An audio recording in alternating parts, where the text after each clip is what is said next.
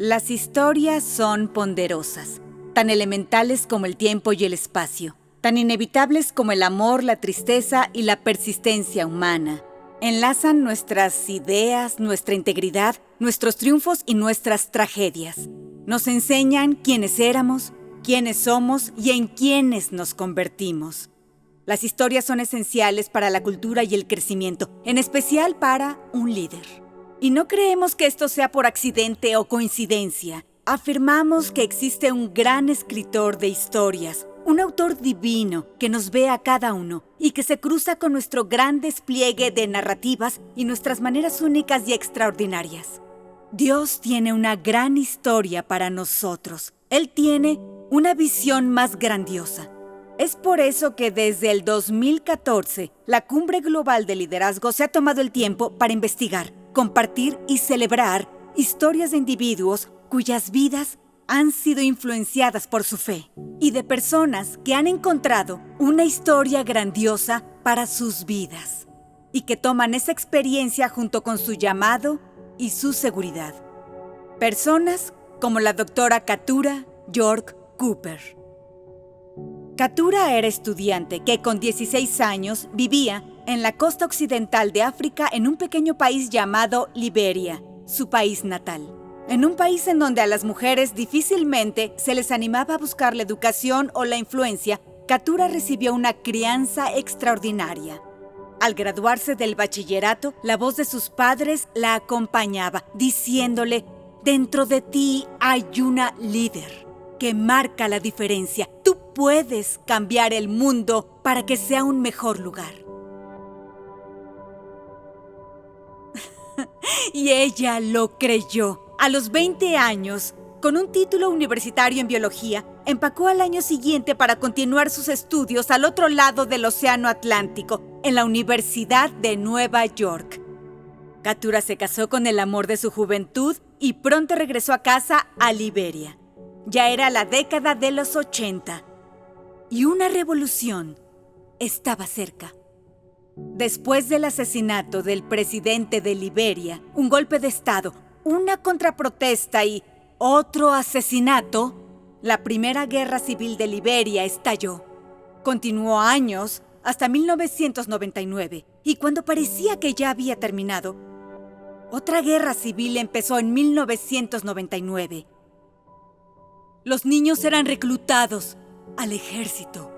Los hermanos se enfrentaban con sus hermanos y varias generaciones estaban creciendo en una cultura de violencia y matanza.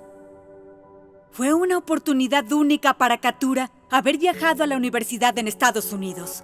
Y todavía más extraordinario, ella iba a regresar para poder sobrevivir. Huyó de la guerra en Liberia y llevó a sus 5 hijas a los Estados Unidos. Durante 11 años, Keturah y su familia buscaron refugio en Baltimore y dio clases en universidades. Pero incluso como maestra, Keturah sabía que seguía siendo una estudiante. Y para responder al llamado del ministerio, se inscribió para estudiar en Washington, D.C., para obtener su maestría en divinidad en el Seminario Teológico Wesley. Ahí recibió su ordenación oficial en el 2001. Se convirtió en la reverenda Keturah York Cooper. Pero por segunda vez en su vida, sabía que tenía que volver, salir de su comodidad y seguridad, de vuelta a Liberia, de vuelta a un país en guerra consigo mismo. Y no solo necesitaba volver, sentía la necesidad de volver. Quería invertir esos preciosos dones que ella había recibido en las vidas de aquellos que amaba. Cuando llegó, la pastora Keturah inmediatamente plantó una iglesia. Y entonces empezó a alcanzar a su comunidad. Ahí se dio cuenta que las familias a su alrededor habían sido abatidas durante 13 años de conflicto y violencia sin tregua.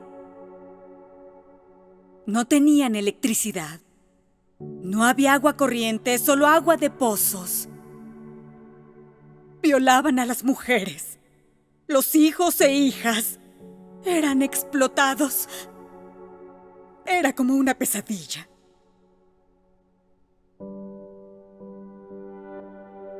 Un domingo en la mañana, una mujer se acercó a la pastora Keturah en la iglesia y le dijo: un movimiento ha comenzado, un movimiento por la paz.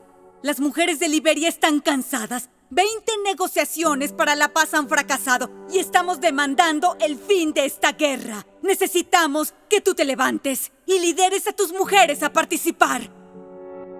La pastora Katura estaba indecisa. Sabía lo que le pasaba a quienes se manifestaban en oposición y cómo desaparecían. Pero las mujeres de su iglesia insistieron: necesitamos que tú nos lideres. Y eso hizo. La pastora Katura se unió al movimiento. Mujeres de todo el país se reunieron, vestidas de blanco, pidiendo negociaciones, manifestándose en las Naciones Unidas, escribiendo cartas a embajadores y jefes de Estado, dando discursos en las cadenas de noticias internacionales, marchando en las calles y organizando sesiones hasta que finalmente se actuó. Ya no había marcha atrás. La pastora Katura estaba al frente, abogando por las mujeres y abogando por su país. El movimiento por la paz de las mujeres fue incesante. Protestaron por 6 meses, hasta que por fin, en un lugar de Ghana, la pastora Katura vio cuando se firmó un acuerdo de paz. Para entonces era de las líderes principales del movimiento. La guerra concluía y le pidieron ser parte de la Comisión de Derechos Humanos. Pero el llamado de Katura estaba empezando. Era una líder entre otros líderes. El gobierno de Liberia le pidió que hablara en las Naciones Unidas en el Día Internacional de las Mujeres. Su iglesia continuó creciendo. Un amigo la introdujo a la Cumbre Global de Liderazgo y volvió a levantarse como líder nacional, abriendo sedes de la cumbre por todo Liberia.